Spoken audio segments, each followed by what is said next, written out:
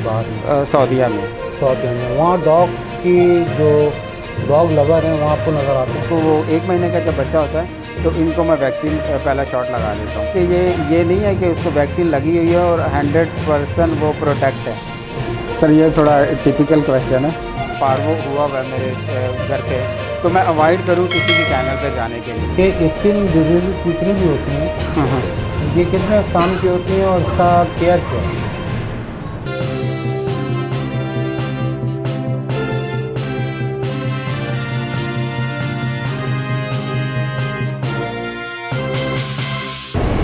अस्सलाम वालेकुम वीवर, मैं हूं सैयद मोहम्मद जमशेद हाशमी और आज एक अवेयरनेस का प्रोग्राम आपके साथ शामिल करेंगे डॉग से मुतालिक, क्योंकि हमारे यूसुफ साहब जो हैं ये सऊदी अरब में होते हैं और इनका बेसिकली जो शौक़ है वो है डॉग से रिलेटेड।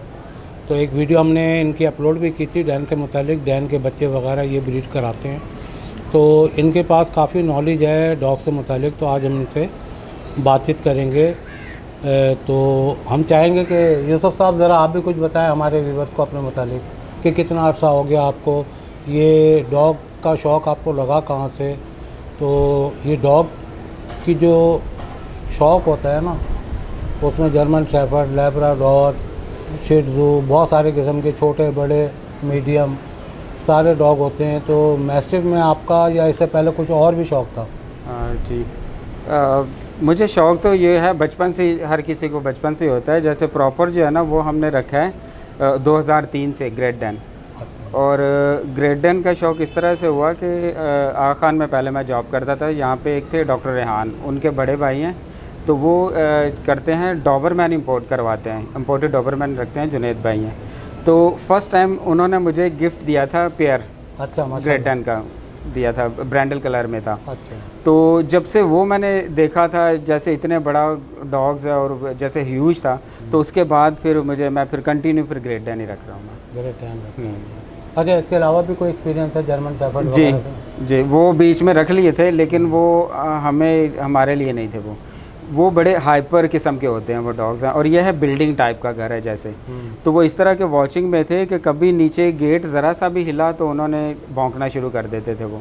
तो उसकी वजह से ना आस पड़ोस के लोग बड़े डिस्टर्ब होते थे वो। अच्छा। और जैसे रात को अगर किसी ने पानी पीने के लिए भी उठना है तो वो हमसे पहले वो भौंकना शुरू कर देते थे वो।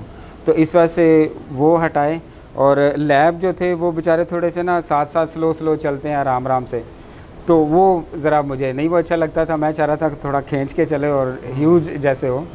तो वो रख के देखे मैंने, तो वो भी मुझे इतने हालांकि वो बड़े अच्छे पोलाइट हैं और फैमिली डॉग हैं लैब जो हैं, तो लेकिन वो भी वही ना, हर किसी का एक अपना वो होता है कि शौक़ है किस तरह का रखना है वो। तो वो इस वजह से वो लैब का भी वो ख़त्म इस वजह से किया।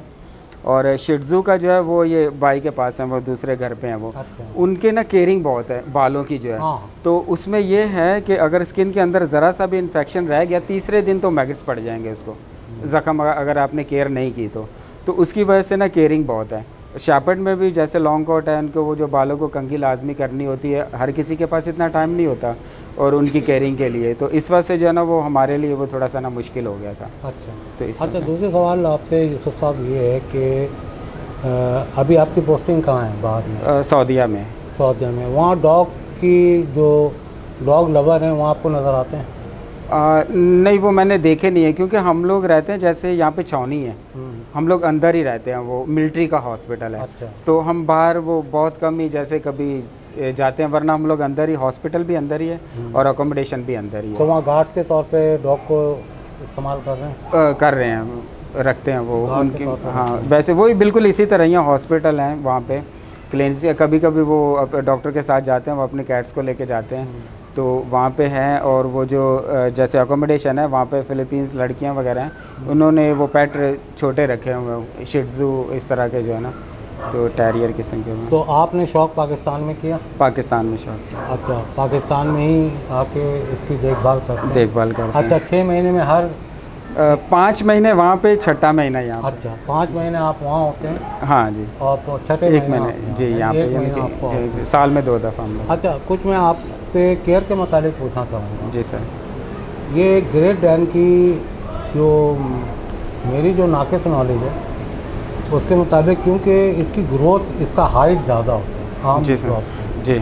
तो इसको क्योंकि अगर ये आज़ाद हो अपने तौर पे ठीक। तो ये तो इन्वायरमेंट में से वो कैल्शियम खुद ले लेते हैं। जी सर। लेकिन जब आप इसको एक जगह रखते हैं तो फिर उसको वो तमाम चीज़ें प्रोवाइड करना फिर आपका फर्ज होता है। जी सर, ऐसा ही। तो इसके बोन स्ट्रक्चर बढ़ने का जो पीरियड होता है 1 महीने 2 महीने, तो आप क्या क्या देते हैं कैल्शियम में खास कर? हाँ जी सर।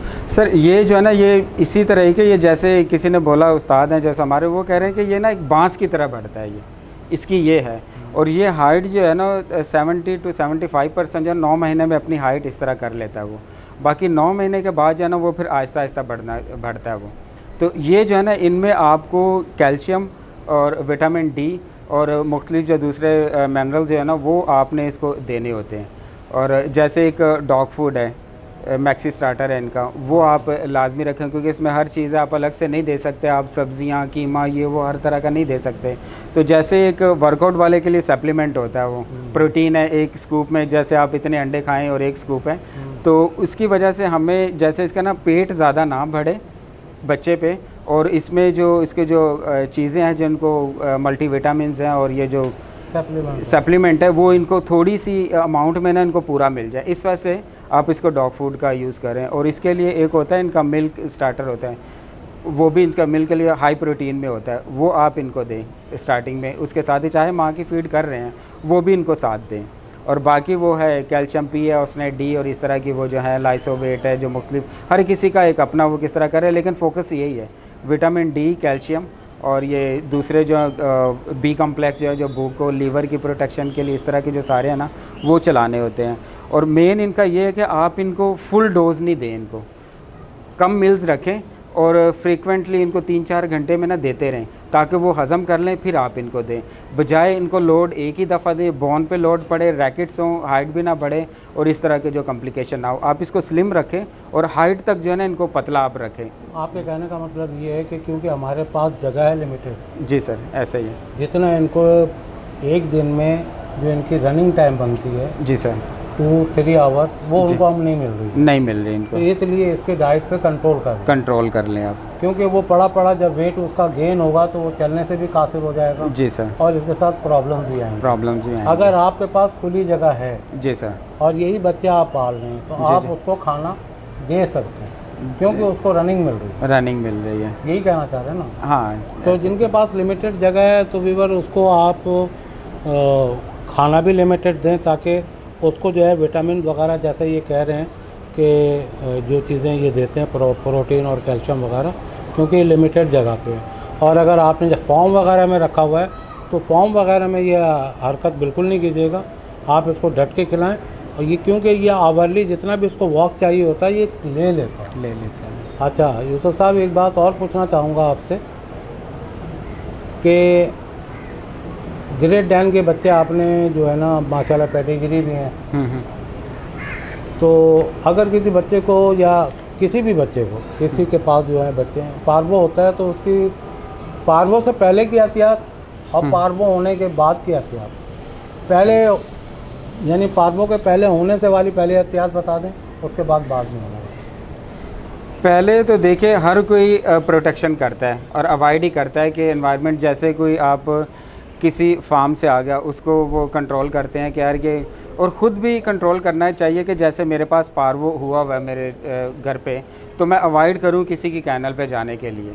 तो आप उस पर फ़ोन पे रब्ता करें, क्योंकि ये जो जम्स है ये ट्रैवल करेगा उसके साथ, और जो वहाँ पे जो बच्चे हैं उनकी अगर इम्यूनिटी पावर इतनी बड़ी नहीं है, बच्चे हैं छोटे, पावर नहीं है उनमें, तो वो उनको अटैक करेगा। ठीक है, वो तो हो गया पार्वो। प्रोटेक्शन ये है कि आप थोड़ा एनवायरनमेंट को देखें और जो है ना थोड़ा अवॉइड करें। जैसे अब बच्चों को उठा के जैसे बाहर ले गए, वैक्सीन इसको नहीं हुई। और हाँ, ये एक चीज़ है कि ये नहीं है कि उसको वैक्सीन लगी हुई है और 100% वो प्रोटेक्ट है पार्वो से।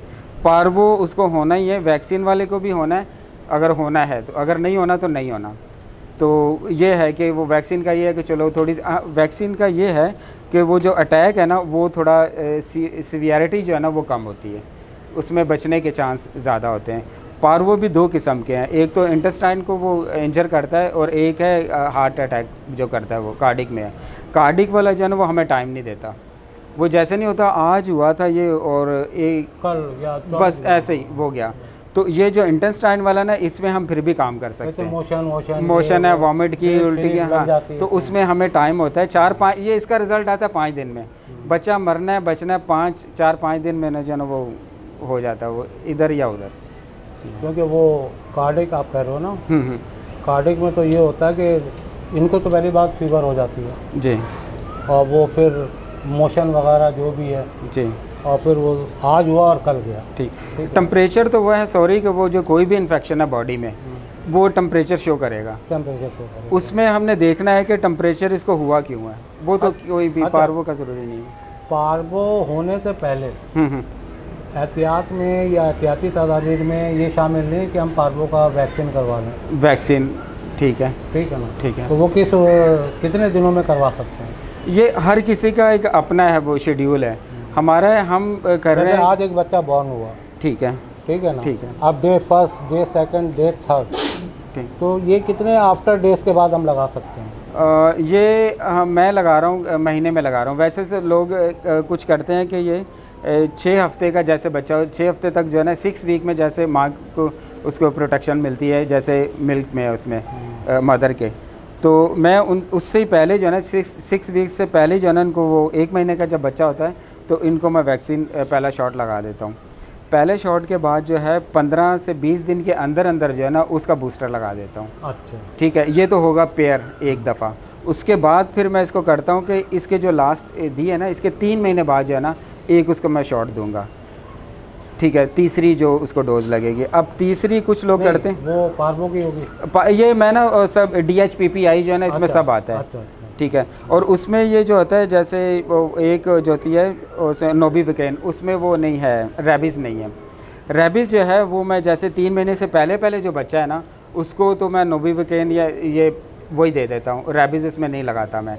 और जब 3 महीने के बाद की जो डोज़ होती है उसमें जो फिर मैं रेबीज़ जो है ना उसमें ऐड कर लेता हूँ, क्योंकि उसमें जो रेबीज़ है वो कहते हैं कि 3-4 महीने के बाद बॉडी में जो इनमें ना रेबीज़ के चांस होते हैं, तो वो इसमें बच्चे पे ज़्यादा लोड करने से थोड़ा गुरेज करता हूँ मैं, तो इस वजह से वो 3-4 महीने के बाद जो है ना फिर उसमें रेबीज़ का ऐड कर देता हूँ। अच्छा, दूसरा सवाल आपसे, सवाल तो बहुत सारे हो रहे हैं। जी, ठीक है ना, कंटिन्यू।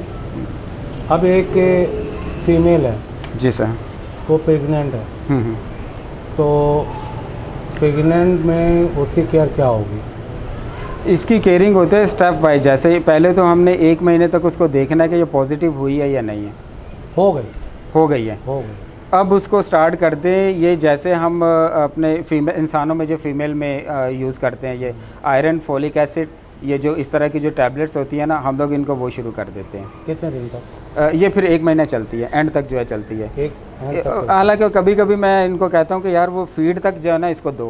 अच्छा, फीड तक जैसे मिल्क जो उसको दे रही है उसको मिल्क के जरिए भी। हाँ, और दूसरा वो वीक ना हो, फॉलिक एसिड और वो आयरन की वो जो एक टैबलेट्स होते हैं। अच्छा, जैसे वो छोटी वाली काले कलर वाली, हाँ, वो इस तरह की भी है। ये मुख्तलिफ किस्म की वो यूज़ करते रहते हैं। मुझे भी नहीं आ रहा यार। हाँ, ये वो मैं सिर्फ ये किसी में भी होना तो वो खुद वो देख लेंगे। आयरन, फॉलिक एसिड जो इस तरह के बी कम्प्लेक्स हैं, इनके जो है ना वो देते रहें उसको, फीमेल को जो 30 तक दें या 35 या 45 डेज तक दें? वैसे तो ये महीने तक दें, लेकिन मैं खुद जो करता हूँ ना, मैं चाहता हूँ कि फ़ीमेल जब तक ये फीड दे रही है ना, मिल्क इसमें से निकल रहा है, इसको कैल्शियम और ये मल्टीविटामिन इसको चलते रहें, ताकि ये नेक्स्ट ब्रीड के लिए अपनी वो पावर में रहे। जाहिर सी बात है, वो जब एक वीक होगी फिर वो जब बच्चे से फारिग होती है तो उसके अंदर जो बॉडी में वीकनेस आती है तो उसको भी तो कवर करना है। अभी ये देखें, ये फीमेल आपने हेल्थ इसकी देखी है तो नॉर्मल ही है, ठीक है। और डाइट का जो है ना वो फिर इनको ना वो स्टेप वाइज, जैसे जब लीटर जब हो जाता है ना, जैसे 10-15 दिन 20 दिन रहते हैं, पेट ज़्यादा शो कर देती है, तो खाना जो है ना इसका फिर वही टेक्निक है, कम दो, कैलोरीज प्रोटीन इसकी ज़्यादा रखो जिस फूड में ज़्यादा हो, और इसके जो है ना वो ड्यूरेशन बढ़ा दो, इसके 3-4 घंटे बाद जो है ना इसको खाना देते रहें।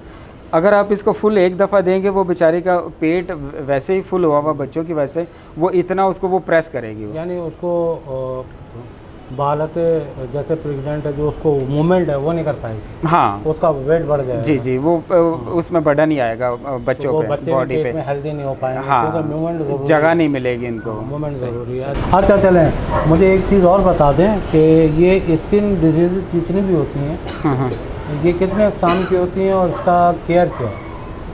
सर केयर तो इनकी हर किसी की मुख्तलिफ होती है। जैसे एक स्केबीज़ हैं और उसका वो जैसे एक फूड से एलर्जिक हो गई है। स्कैबिज़ में तो ख़ारिश वगैरह ज़्यादा करते हैं ना? हाँ, ख़ारिश होती है ज़्यादा। ख़ारिश से वो अपने आप को एक डिमोटिकोसिस करके होती है, एक वो होती है जैसे स्कैबीज़ होती है, और एक जैसे फूड से एलर्जिक हो गई है। अच्छा। और एक होता है थायराइड के वो हार्मोन्स की जो इनबैलेंस होता है ना, इसकी वजह से होता है। अब इनके अलग अलग जो है ना वो इसकी किसकी वजह से इनको देखा जाता है। यानी अगर ख़ारिश हो तो पहले वजह क्या है? वजह उसकी थायराइड की वजह कर हो रहा है, हाँ किस स्कैबिज़ की वजह कर हो रहा है, वजह क्या है पहले वजह तलाश की जाए जी जी, ख़ारिश की। हाँ उसके बाद मेडिसिन से करेंगे या ग़िज़ा से? Medicine injection. अगर फूड से एलर्जिक है तो वो तो उसका फूड चेंज कर दें। अच्छा। फूड का तो वो देख उसका वो अलग ही है। जैसे पेट का उनको नीचे से आ रही है पूरा जो है, तो मेन चीज़ है जैसे वो स्कैबिज़ जो मैं बात कर रहा था वो उनके कानों पे आएगी, ठीक है। और कान को आप ज़रा सा ऐसे प्रेस करेंगे ना थोड़ा सा, तो वो बाद में दोबारा खुद वो खुजाना शुरू कर देगा, ठीक है। वो हो गया स्कैबिज़ का। और डिमोटिकोसिस है वो एक पैचिस से बन जाते हैं, और मेन चीज़ है उसमें वो उसको फिर फाइंड करते हैं उसमें माइक्रोस्कोप से, उसमें मैगिट्स करके उनको नज़र आते हैं। वो डिमोटिकोसिस वो जाता है उसका तो वही है आइवा मैक और इस तरह के जो वो फिर कभी पिलाना भी पड़ता है। वो तो हर वो जो जैसे डॉक्टर वो करे, वो हमारा तो काम यह है कि है किस तरह एक चीज़। अच्छा यूसुफ साहब ये बताएं कि आप कभी डॉक्टर के पास लेके गए या तमाम अपने डॉग का खुद ही इलाज करते हैं? ये सर ज़्यादातर तो हम खुद ही कर रहे हैं, तो कभी कुछ ज़्यादा कॉम्प्लिकेटेड हो जाए तो फिर हम डॉक्टर के पास जाते हैं। अच्छा। तो पहले हम लेके जाते थे वो पार्वो का, जैसे बता रहा था मैं कि 2 डॉग हम लेके गए थे क्लिनिक में। तो उसके बाद फिर खुद स्टडी की, और इस तरह जैसे खुद भी जैसे मैं मेडिकल से ही हूँ, तो वो मेडिकेशन तो वही हैं सारी इंसानों वाली हैं, तो वही हम डेली हम वही चीज़ें यूज़ कर रहे होते हैं इंसानों पे, तो वही फिर इन पे अप्लाई वही करते हैं। तो वो देख के तो अब फिर खुद हम इनकी वो ज़्यादा ये कर रहे हैं। पार्वो की तो वो इतना वो नहीं है, वो यानी आप इलाज खुद करते हैं? ज़्यादातर खुद करते हैं। जहाँ फैसिलिटीज़ मैसर नहीं होती फिर आप डॉक्टर के पास जाते हैं? हाँ, एक ये है जो मेन चीज़ हमने जाना पड़ता है उसके लिए, ब्लड के लिए। और ये देखा है मैंने जो हिसाब से कि हमारे 4 कुत्तों को ब्लड लगा था, चारों ने सर्वाइव नहीं किया, ठीक हो गया। किस कंडीशन में? उनको टिक्स फीवर हुआ था, उससे हुआ था, ठीक। और एक वो था उसको पॉइज़न उनको हो गया था, वो उसकी वजह से जैसे वो टिक्स की वो मेडिकेशन उन्होंने मारी थी तो उन्होंने चाट ली थी, उनसे भी ब्लड कम हो गया था उनमें। तो उनको ब्लड यानी कि उनकी इंडिकेशन थी उनको ब्लड देना था। अच्छा, ठीक है। ब्लड उनका चेंज करना था या उनको देना था कि उनका HB उनका बहुत कम हो गया था। अच्छा। तो फिज़िकल तो हम देखते हैं, आँख को नीचे करके देखते हैं, फिर ये गम्स हैं इनको प्रेस करके देखते हैं। अगर वो 30 सेकंड के अंदर अंदर जो रिफ़िल हो जाए तो वो तो समझे इसमें ब्लड है। अगर वो ज़्यादा टाइम ले रहा है तो एनीमिक है, वो इसमें ना वो नहीं है, ब्लड नहीं है। आँखों का जो वो नीचे इंसानों का जो देखते हैं वो नहीं है, देखते हैं। हाँ, वो जैसे एक तो आपने पहले फ़िज़िकल देखा ना, रेड सेल, तो आपने फिर वो CBC में देखा, तो फिर उन्होंने देखा कि हाँ ब्लड तो कम है, चले ले आएँ। हमने फिर जो इसके थे पग थे डॉग, उनको लैब का लगाया ब्लड, उन्होंने सर्वाइव नहीं किया। मेरे पास पॉम था, उसको भी लैब का लगा हमारे पास, क्योंकि वो लैब ही था। और या डैन का तो वो नहीं लगा रहे थे, वो कह रहे थे लैब का ले आओ, फिर भी उनका नहीं लगा। रीज़न यहाँ पे ये है कि एक तो हमारे पास ऐसी फैसिलिटीज़ नहीं है कि हमारा ब्लड ग्रुप यहाँ पे डॉग्स का हम कर सकें। अच्छा, ठीक है, एक तो ये बड़ा ब्लंडर हम हो जाता है। दूसरा एक ये है कि क्रॉस मैच जो होते हैं, अब ये कहते हैं कि आप जो पहली दफ़ा जो है ना वो ब्लड आप इसको क्रॉस मैच के बगैर आप इसको दे सकते हैं। ठीक है, अब मेरे पास कुत्ता बड़ा आया है, अब मुझे क्या पता कि इसको पहले ब्लड लगा है या नहीं लगा। तो उसको ब्लड लगा, उसने एक्सपायर उसने होना ही होना है। तो ये है कि ये इस वजह से फिर मैंने सऊदीया में भी 1-2 को पूछा कि यार यहाँ पे क्रॉस मैच होता है, यहाँ पे ब्लड ग्रुप होता है, ताकि मैं यहाँ से किट ले जाऊँ मैं ब्लड ग्रुप की ना, ताकि मैं अपने डॉग्स को तो ब्लड ग्रुप करा के रखूँ। फिर उसमें ये था कि मैंने काफ़ी डॉक्टर को जो है ना कॉल करके फिर पूछा, उन्होंने भी यही बोला कि पाकिस्तान में हमारे पास ये फैसिलिटीज़ नहीं है। ये ब्लड ग्रुप ब्लड ग्रुप की फैसिलिटीज बाहर से हैं? ये सऊदीया में भी नहीं थी। सऊदीया में भी नहीं थी। नहीं, आपने कुछ लिमिटेड जगह पूछा या? वहाँ पे 3 हॉस्पिटल थे।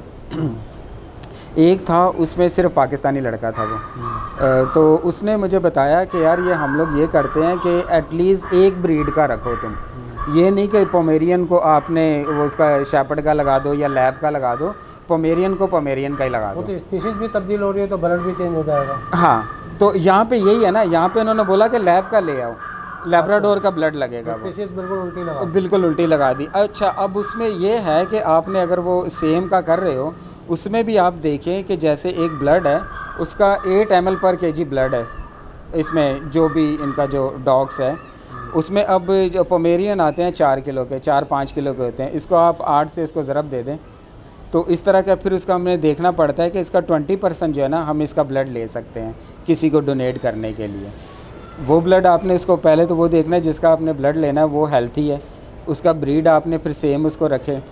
तो उसका फिर क्रॉस मैच यही है कि वो एक माइनर और मेजर क्रॉस मैच होती है, इसका सीरम लेके ब्लड के रैसे वो फिर करते हैं वो। तो आप देखें, मुझे एक चीज़ समझ में नहीं आ रही, वो चीज़ मैं समझना चाहूँगा जी। एक पिटबुल है जी, अगर एक पिटबुल बीमार हो गया, ठीक है, उसको ब्लड की ज़रूरत है, ठीक है, तो किसी हेल्दी पिटबुल का उसको ब्लड दिया जा सकता है, ठीक है, ठीक है ना, बिल्कुल एक्टिव है, ठीक है।